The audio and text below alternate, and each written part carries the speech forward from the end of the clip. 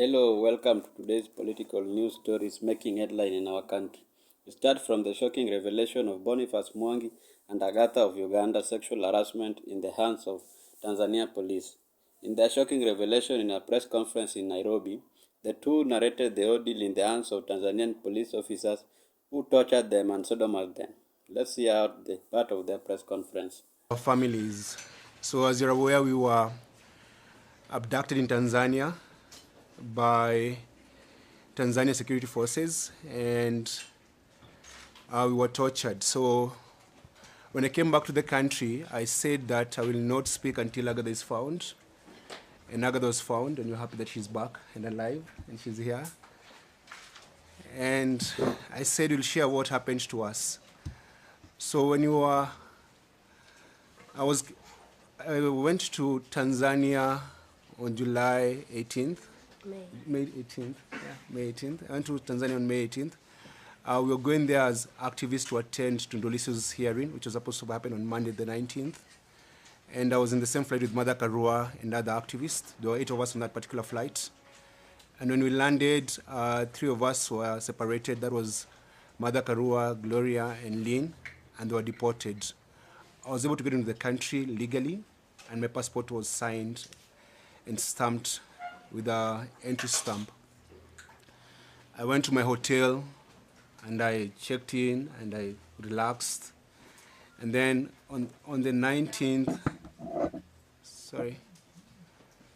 and then on the 19th, like the early morning hours of Monday, some men came to my room, and they were knocking, and they were very violent in the knocking. And they were demanding that I go with them, and I said, I can't leave my hotel room at that hour of the night. I said, I need a lawyer. And then at 3:30 a.m., some lawyer showed up and said, oh, these people are police officers, you should go with them. And I said, no, I can't leave my room at night. And I barricaded myself in my room until morning. Then they were putting some things ready. They got me out. I was still handcuffed and blindfolded. And they told me to strip naked. And I stripped naked. When I stripped naked, they removed my handcuffs. And then I was grabbed by about 4 men. And they lifted me up so fast. Before they lifted me, actually, they put some gloves on my hands. Then they lifted me up.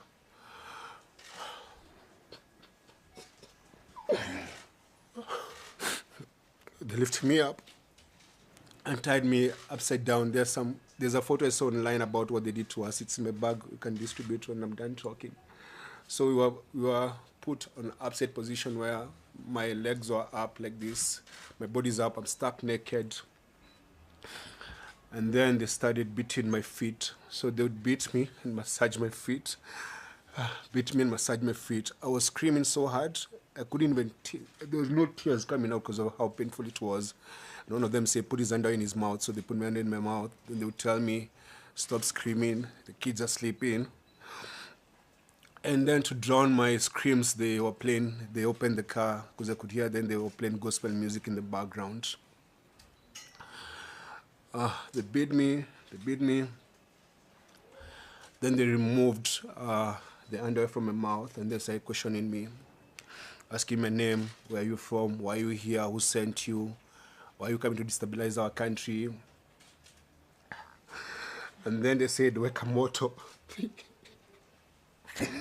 So some guy put lubricant in my rectum, in my anus, and then started inserting objects. They insert objects and pull it out.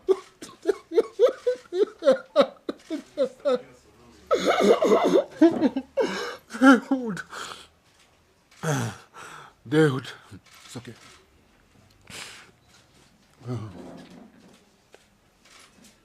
They would put objects in my anus and then say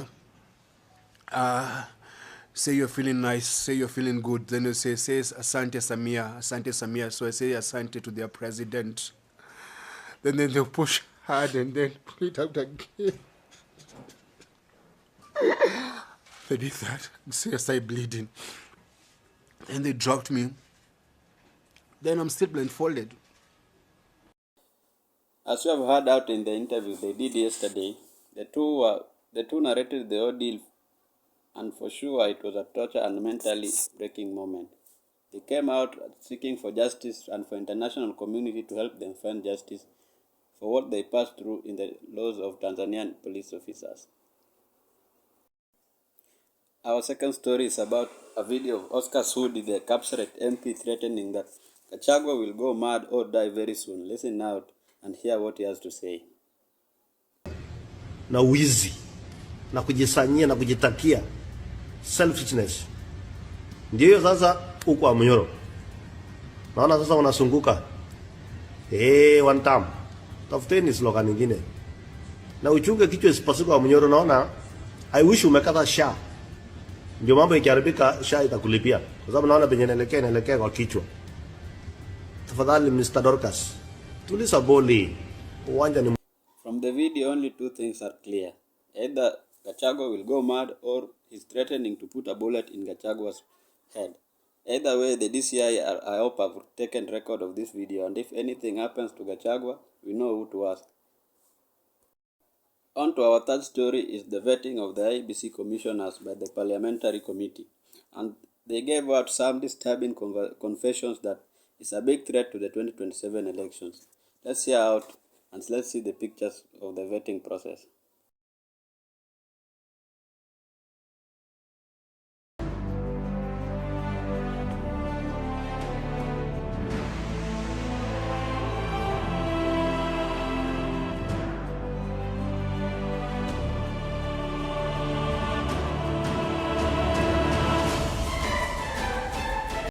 Let's start with the chair, Mr. Ethokon, who committed a fraud in the application process, and he categorically stated that he did not apply for the job himself. Instead, he used the Gen Zs at a South African cyber cafe who pushed him to apply for the job.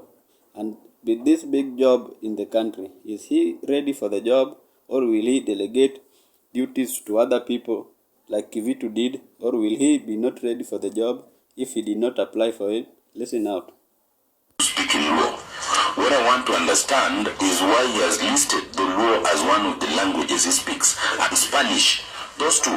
Just, has he put it Turkana? Yes. He's put it Turkana, Swahili, English. Then he also speaks the Luhya. He speaks Spanish. I speak Kikuyu, and I'm not a Kikuyu. I don't think he needs to explain that one. I'm not a Darab. So why do you speak the Luhya? Yeah, can you add when you will start speaking it? Honorable Farah order, please. Why do you speak the Luhya?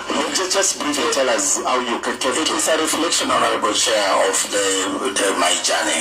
At some point, when I was very young, I lived with my mom in a place called Nyawita, somewhere near in Kisumu.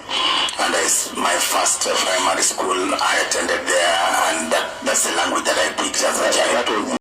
Let's start with the chair, Mr. Ethokon, who committed a fraud in the application process, and he categorically stated that he did not apply for the job himself. Instead, he used the Gen Zs at a South African cyber cafe who pushed him to apply for the job. And with this big job in the country, is he ready for the job, or will he delegate duties to other people like Kivitu did, or will he be not ready for the job if he did not apply for it? Listen out. Very well, Honorable Chair, for the record.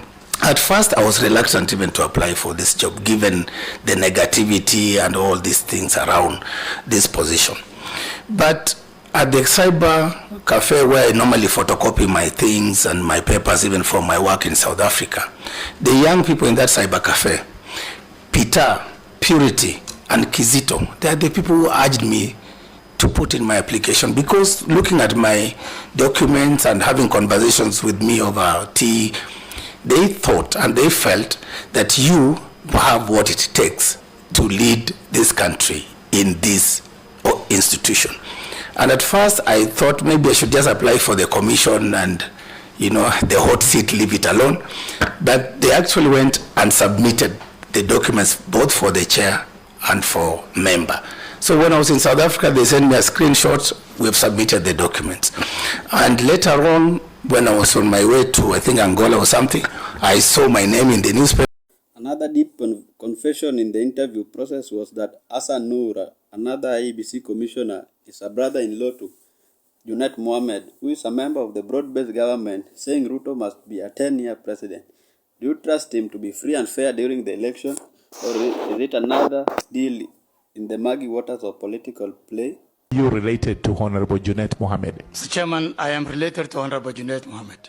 I am his brother-in-law. Mr. Chairman, as his brother-in-law, I existed long before Junet was born. But I am Junet's brother-in-law. Completely different. All right. I think that is answered, Karemba.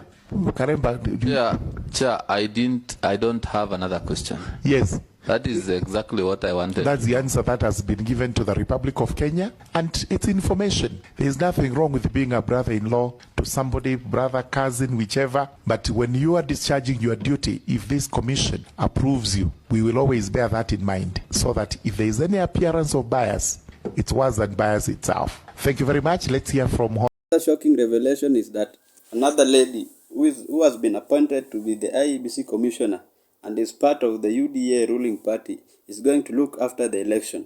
Do you think the election will be free and fair? Let's listen now to the interview. To say that I'm no longer a member of Jubilee Party of Kenya, may it go on record. So I will not even be biased on in favor of Jubilee. And even if... Are you a member of any other party then? Yes, I'm the member of UDA. You are a member to UDA. I'm a member of UDA. Okay. It's good to declare. When I left Jubilee in 2021, I was for a period, somebody can do a search, you know, it's a public domain. Then I joined UDA. And now to our last news was about Farouk showing the Luhya MPs that they are his concubines. How do you dance for a fellow man to see you? Is a PA that powerful in this country?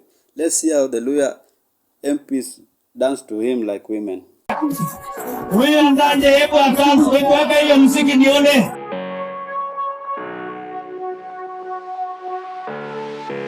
Nos vamos a arrebatar, se pone friki cuando vamos a bailar. No soy ningún chiquillo. Y esto es sencillo, dale pa'lante, sube el fondillo. Todo lo que tengo en el bolsillo. Yo te voy a enseñar, mami, esto es sencillo. Dale pa'lante, sube el fondillo. Muévelo para atrás hasta que formen bocadillo. Sé que te atrae todo mi día más de... In this story, we do not blame Kibet. We know how Farouk Kibet can be. But how can men dance for another man? How can big men MPs elected from the Luhya community dance? We have seen Farouk Kibet putting ladies to dance for him. We have seen him with Millicent Omanga and other ladies. But to do so to another man, that is a disgrace and very shameful. That is all we had today for our political news. If you are new here, please subscribe, turn on the notification bell to receive our news every day. We drop job-breaking news every day. And if politics is something you're passionate about, you are in the right place. Until next time, adios.